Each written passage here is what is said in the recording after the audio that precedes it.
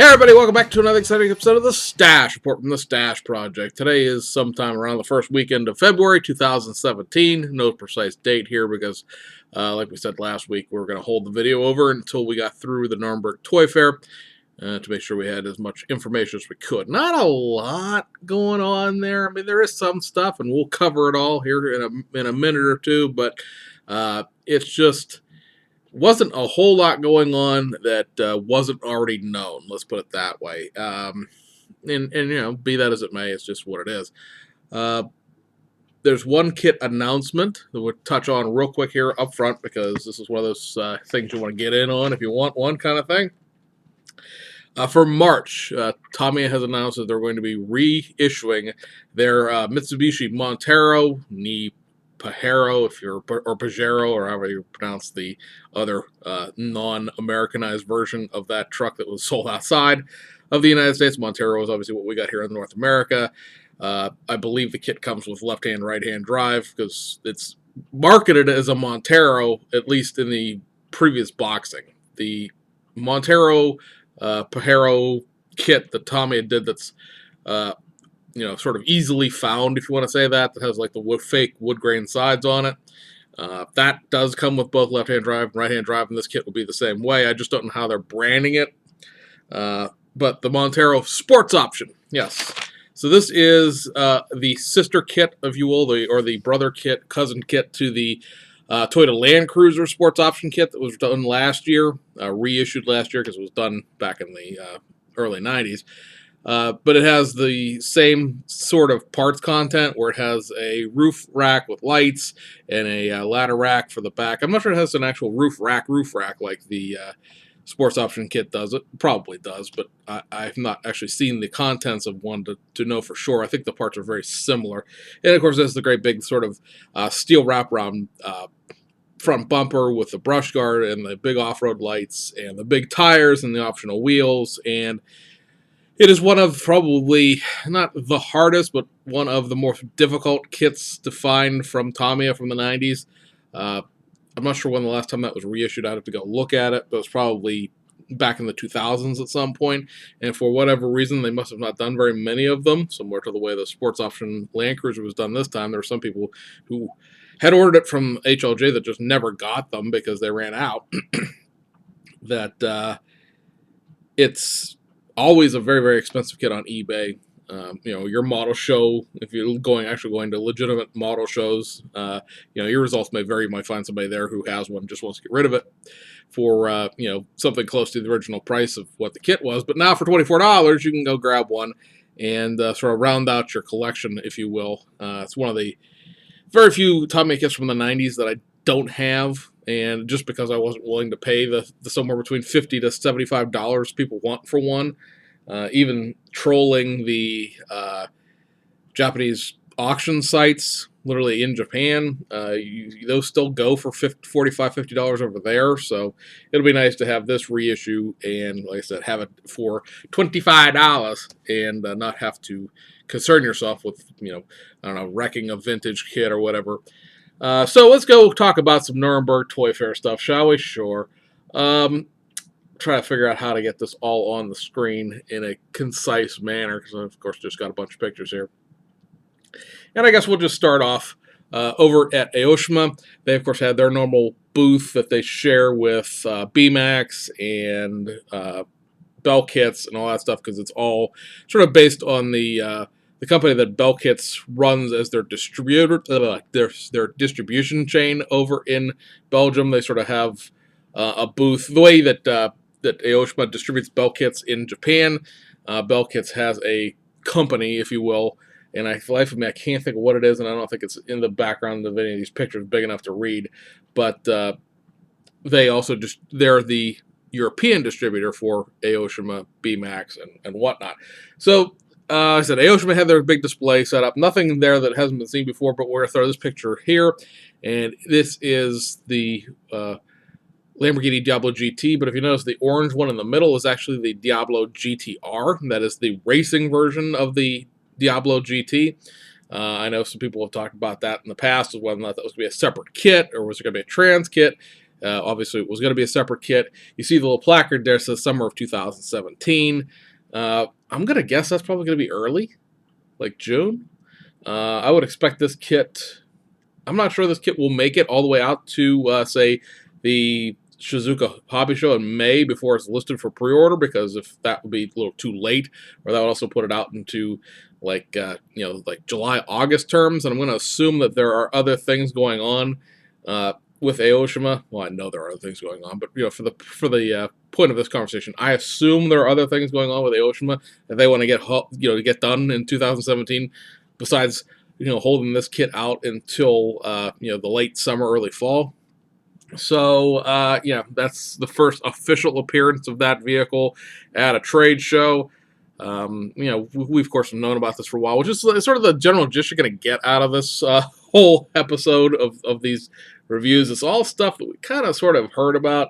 We're just sort of seeing it for the first time. So while we're in their booth, this picture here is the BMAX.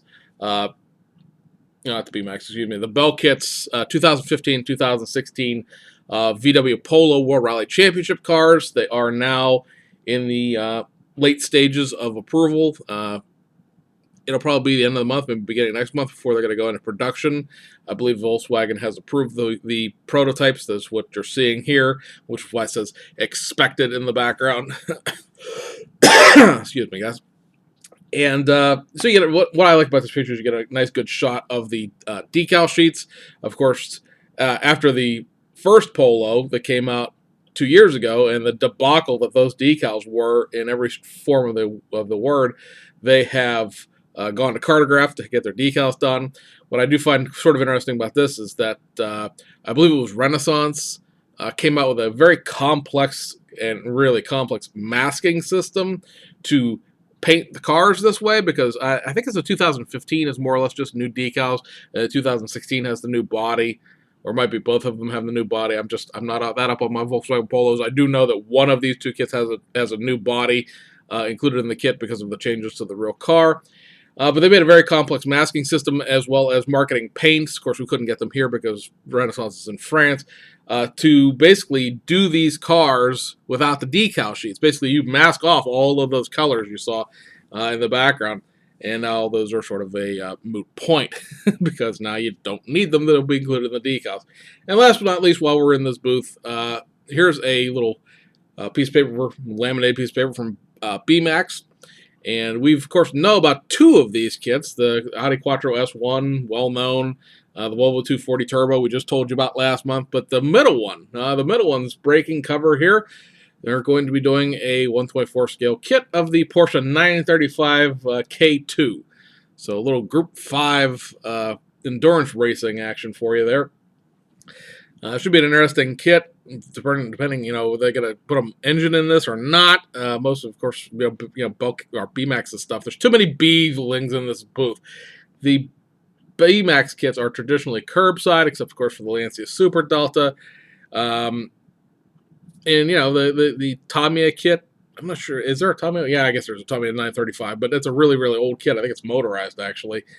I didn't really need to check on that, but I know there's a 112 scale kit because I have that kit, but I believe there's also a scaled down 124 scale version from way back in the day. So this will be a new take on that, similar to the way that Revell is doing those 934s.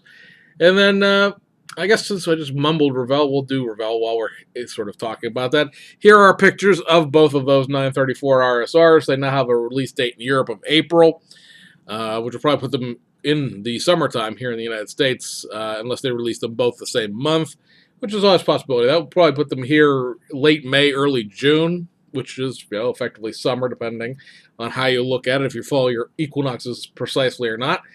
They're doing pretty much the same liveries that the two Tamiya kits were, the Valiant and the Jaeger bomb, if you will. Some people have still, have debates about whether or not the bodies look right and there's no wing extensions on them like there should be. And I've seen test shots of the parts now. I don't have the picture anymore. I'm not sure I was allowed to actually share it publicly, if you will.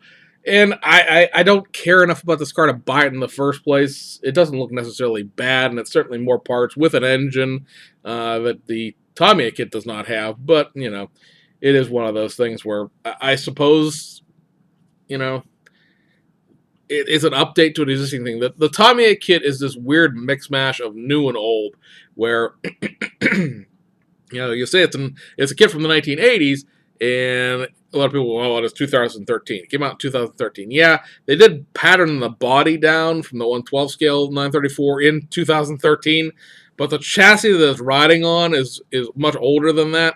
That's why it's sort of a really, really simple curbside, and it's it is sort of is what it is. I'm just not sure that a new one was necessarily needed. It's definitely one of those kits that should be interesting to see once people start getting them and seeing what they're going to get out of the kit as far as what it ends up being. The new stuff that of course we have already talked about, but now we're seeing prototypes of, is the Porsche Panamera. I don't think I can't remember what the release date on this is supposed to. I think it's November or something along those lines, but it's sort of borderline irrelevant because it's going to be so far at the end of this year that it's just it's at the end of the year, because obviously none of the kits that were supposed to be done for 2016 have come out on time. And then the other new kit is the Porsche 108 Junior. A little interesting thing here. Notice the background picture there. It says Snap Kit. So this is going to be a Snap Tight kit, not a glue kit. It is supposed to be 70 parts, so I mean that is a pretty decent amount of parts for a Snap Tight kit. Sort of a throwback, if you will, to the Revell Snap Tight 125th scale kits, like the Caprice and the NSX and things like that from the early 1990s. Obviously, two separate companies, especially back then, but two separate companies in two different ways they're going to be going about this. I mean, the prototype looks good. It doesn't look clunky like a toy. So it'll be interesting to see how they engineer it to fit together, without glue. It is going to be molded in red. The tractor itself, of course, is in red. In general, they had a full-size one on display. But I know that there's a certain group of people out there that when they hear something being molded in red, they're all going to go running for the hills, gnashing their teeth, claiming that it won't be able to be painted. But that has a lot to do with your paint preparation, and not so much to do with the actual kit itself. Heller did not have the Estafette on display at all. One thing they did have on display that I don't have a picture of is I think they're going to be, from looks of it, I don't speak French, I can just sort of translate it barely. I think they're going to package a boxing of the Ferguson tractor. This is the new kit, of course, that they just did here recently, with two tractors in one box. That way, you don't have to pick between trying to make the British 1946 TE version or the French FE version from the 1950. I think it's 1953 is what it's supposed to represent. You'll be able to get them both in one box, which they could probably fit them both in the box that they come in already, because that kit's a lot of parts in that kit, but it's a relatively small vehicle that you're building. The other thing from Heller that they did have a photo, that we do have a photo of, is this. They're going to be reissuing the Talbot Lago Record, the 1950s little cabriolet sports car. So that's cool to have back. It's one of the Heller kits that I have wanted for a while. I just, whenever time you go looking for Heller kits on eBay, they tend to be the old 1980s Heller Humbrol stuff, and it's always like a dubious bet as to what you're going to get out of that, because that was a dark period for Heller in terms of there's a ripe period for Heller where they did a bunch of new tools in the 70s and early 80s, and then there was the Humbrol ownership, and some of that stuff's okay, some of it was, they didn't care, they were just slamming stuff out of the molds. And, if you say nothing else about Heller, I've gotten several of the reissues of the old kits now. They really do seem to have taken the time to at least go through the tooling and make sure it's not excessively flashy, that the tooling lined up and you don't have misaligned parts and stuff like that. So when they started doing all the reissues, was it 2-3 years ago now, they started reissuing pretty much everything that was in the tooling catalog. This is one of the things that wasn't in those reissues, and I had been hoping for a while that it would be, and now it is. So that's good. Over ICM, the one thing that's going to be pictured here, because there's going to be several figure sets that are going to come out as well, and that is the bottom left of this picture, and that is this 1913 light delivery car, a little panel van, if you will, based on the Model T tooling. Please be aware that the military vehicle directly above it is 135th scale, so don't get too excited unless you build military scale, in which case you could be excited. But this sort of gives you an overview of all the 124 scale kits that Heller does.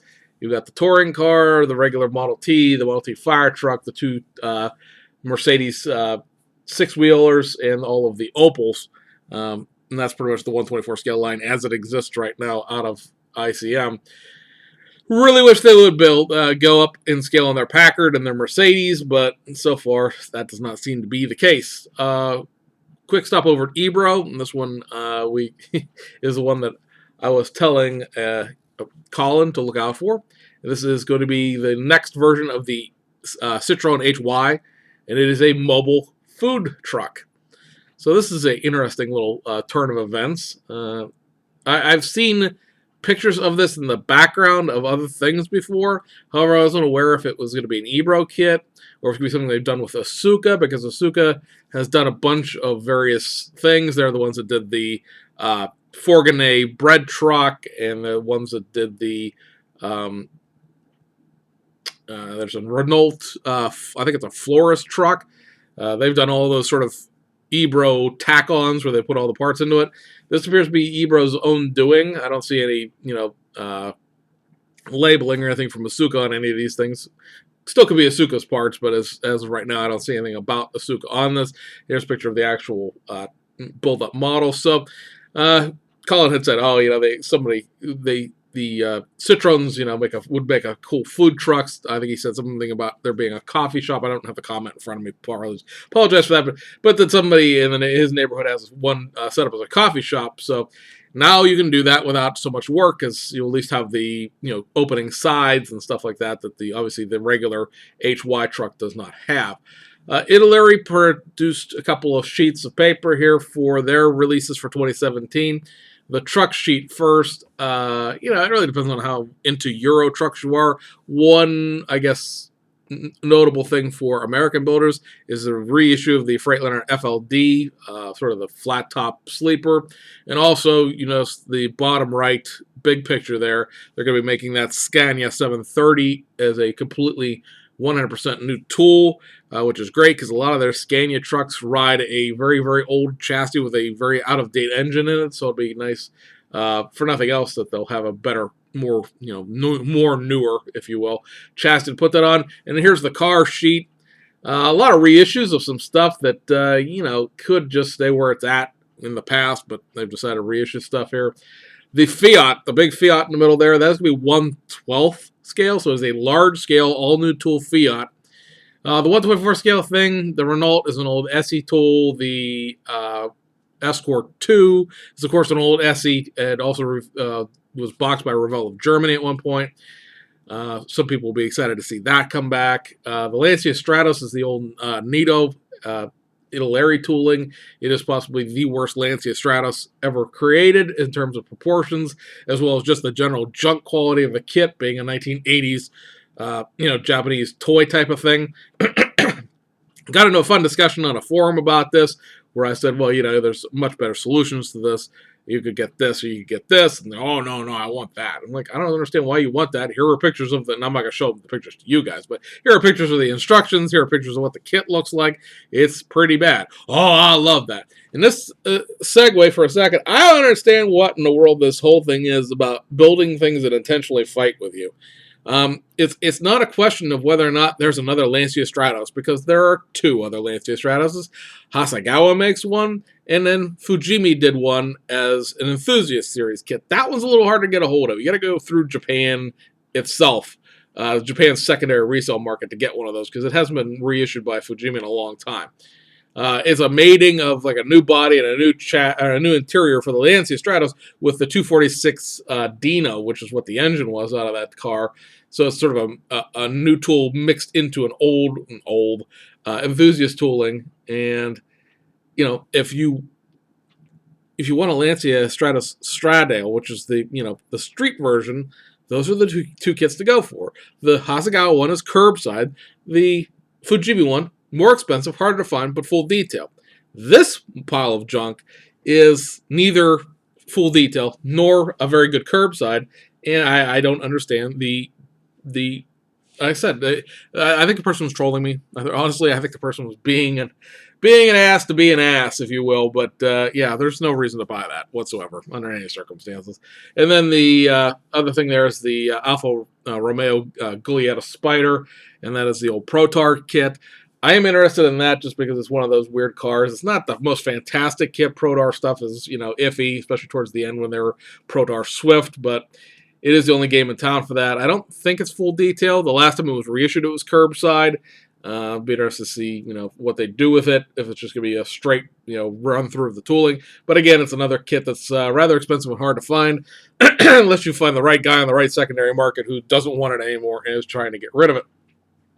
Let me see. I believe that is it, really. Yes, that is all the Nuremburg Toy Faire. So like I said, not a whole heck of a lot going on there that we didn't already know about. It's not necessarily disappointing, per se, but, there was no big wow factor, announcements done this year, like the Estafette was last year. But of course, the Estafette has the whole thing of Heller then going into receivership several weeks later, and not possibly of that kit never existing beyond the, well, that would be nice phase, but I guess just be happy that Heller's still chugging along, and maybe if they make enough money off these Fergusons, we'll finally see those Estafettes at some point in the future. So let's see here. Dickles here. This is Rege Models. This is going to be a release of the 1984-1985 Rally Court Ingles Nissan 240 RS. So while we had no aftermarket support for this kit for 8-9 months that it's been out, it's one of those BMAX kits that, like the Cruise, didn't sell that well. All of a sudden now there's going to be a bunch of decals for. We showed you the Dunlop sponsored. It was for the I guess it would be the Ivory Coast Rally, as well as the Monte Carlo Rally. And now this one's going to be for the, not Azores, but the Canary Islands. The Canary Islands Rally. It's a Marlboro livery. Marlboro is spelled correctly, Patrick, by the way, at least from what I've seen on the decals. They don't split it up into Burrow, Marl, upside down.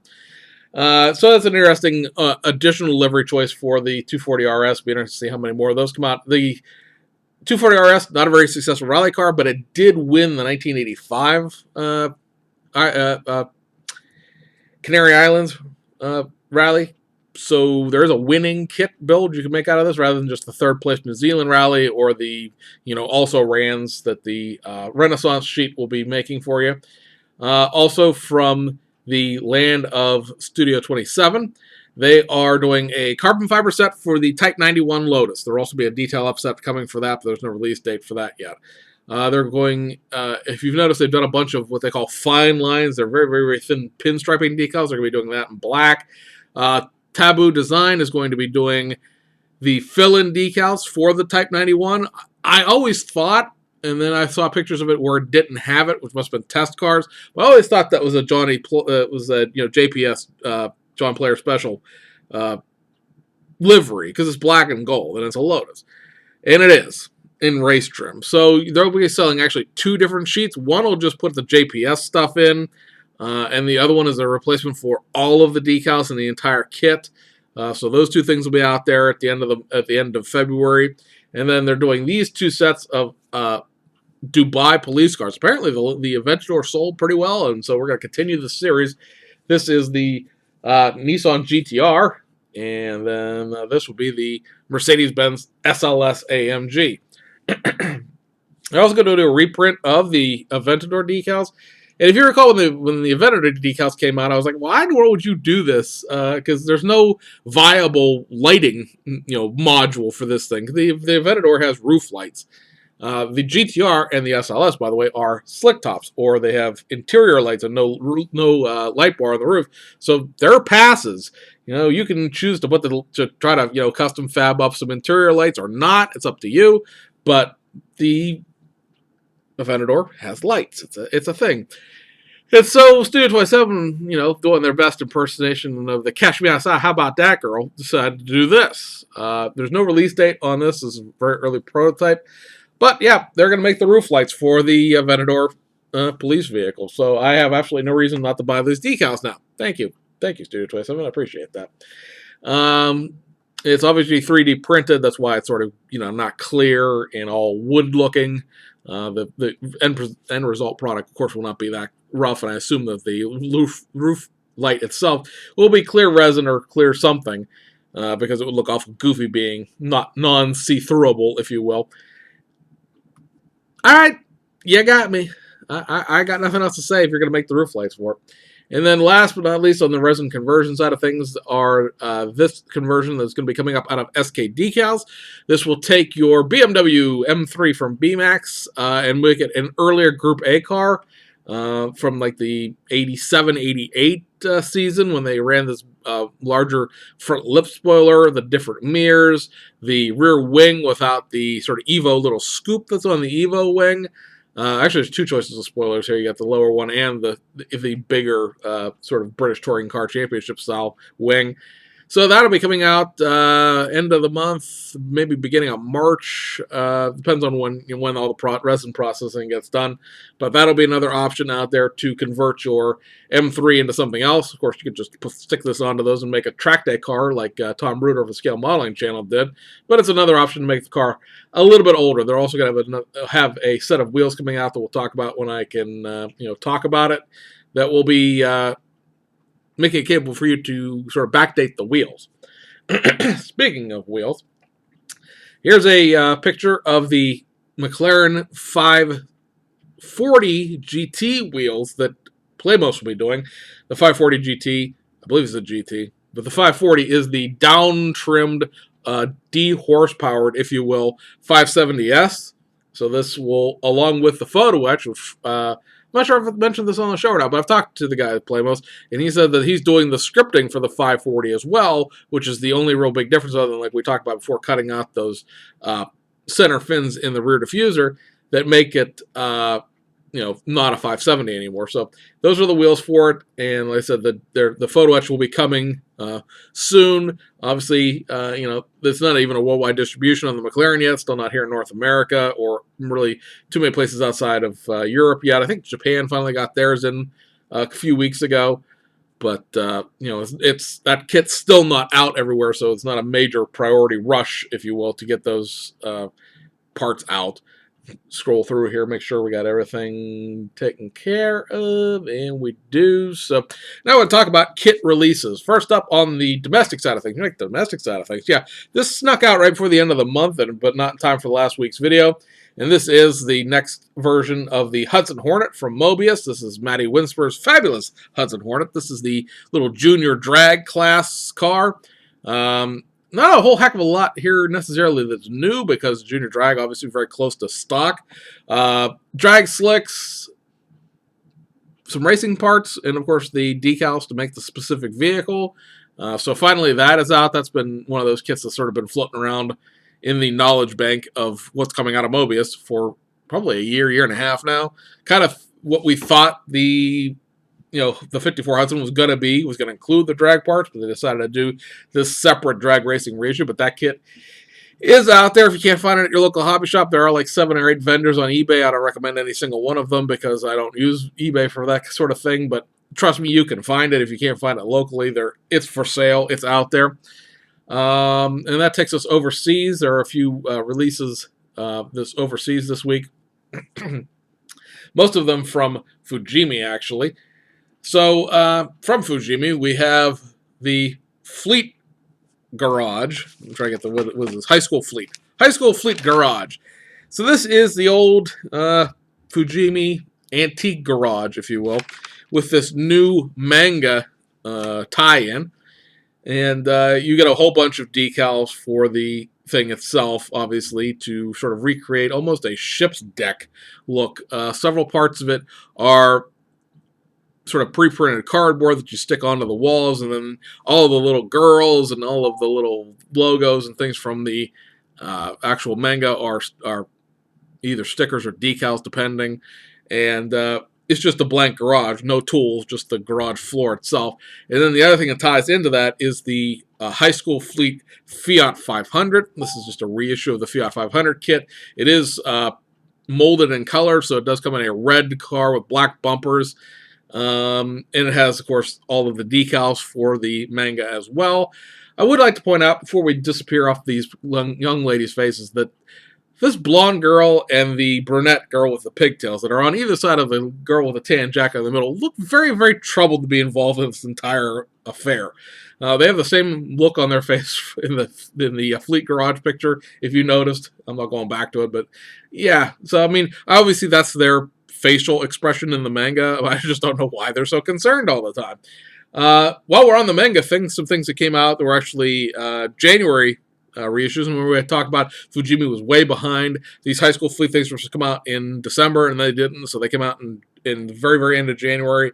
And these are the last 2 January kits that were supposed to come out, and they are the Yoshiko Mechadoc kits, and they are the Toyota Celica XX formerly motorized kit, very, very basic curbside, tied in obviously to this specific manga, as well as the Isuzu Paesa, a cool car in the sense of this is the only kit of an Isuzu Paesa that exists, but again, it is also a very basic curbside, formerly motorized type of vehicle. So it is the classic, it is the only thing that exists, so what are you going to do type of thing. Oshima had 2 reissues. These are from the February line, and these are the pre-painted Toyota 86s in the lava red, or the lightning red rather. Lava was the Subaru color. Lightning red and the satin white pearl. We've talked about these kits enough over the last 2.5 years. They're just reissues of the pre-paints. And then last but not least, 2 of the 3 Hasegawa kits from February have come in already, and they are the Lancia Delta HF Integral 16 valve for the 1991 Thousand Lakes Rally. This is one of those historic rally cars that they're doing the reissues of, as well as the Mitsubishi Galant VR4 for the 1991 Swedish Rally. So that's, of course, an early Colin McRae vehicle as well. So if you're into driver-specific rallies and you're into Colin's career, this is one of the first cars that he drove. So, actually, no, it's not, right? I'm trying to think if this is the one that's, nope, that's next month's. That's not Colin McRae's car at all. It's next month's Subaru that's Colin McRae's car. So my apologies to Colin McRae and accusing him of driving the wrong Japanese car. But that is it, guys, for this week. So-so, if you will. Nothing spectacular there. But it's good to see the kits are starting to come out. And, yeah. It's been a long weekend. For a good friend of mine who I've known for many, many years, wife died last night, and it's just it's not unexpected. She's had some problems, but not expected either. So it's been not quite all there. So apologize the sort of babbling here at the end. So anyway, guys, we'll see you guys on the other.